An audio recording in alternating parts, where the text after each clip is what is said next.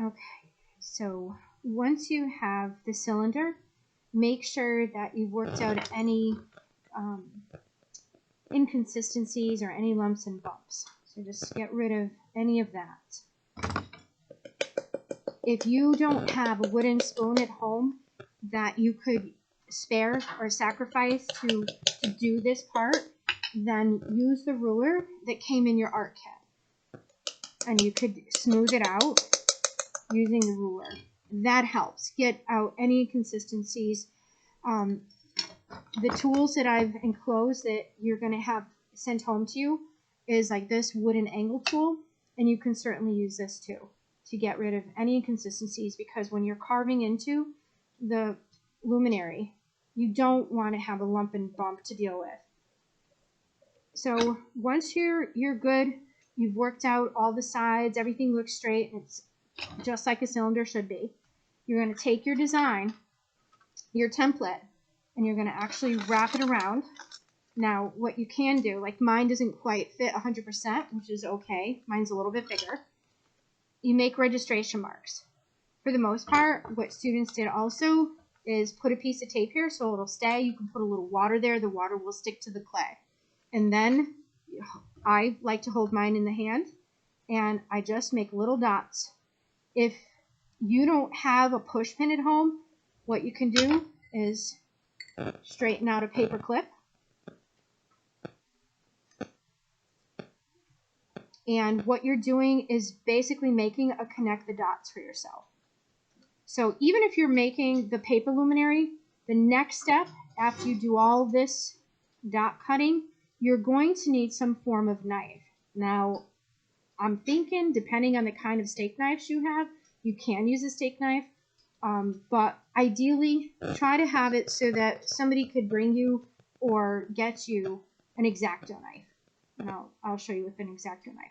So you're going to go around and you're going to pin tool your entire design. That's why you already see these marks in my design. That's how I got my flowers.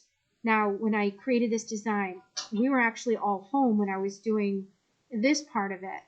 And I actually used a ruler and a washer to create this design. So there doesn't have to be any freehand drawing. I mean, if you want to, obviously you can. But once you have the cylinder, it's all blended on the inside, blended on the outside. You attach your paper, put a little tape here, put a little water here. Mine is actually sticking because it has water on the outside.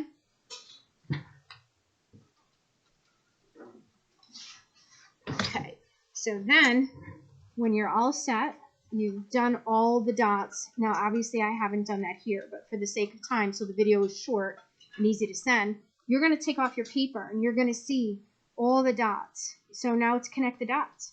And using the X-Acto knife or a steak knife, whatever you got, you're going to cut that out. And you could even use your paper clip to push the little shape through, the little piece of clay. Don't let it get beyond leather hard. If you let it get beyond leather hard, you're going to have a really hard time cutting. It's not going to cut this nice. So just push it through, or just with your hand push it through. Make sure that when you're cutting the luminary, that your pieces are large enough so that the glaze, when we do glaze these, the glaze is not clogging it. Now in your case, if you're not glazing, like let's say you leave this bisqueware, which is absolutely fine because I don't know how I'm going to get you glazed.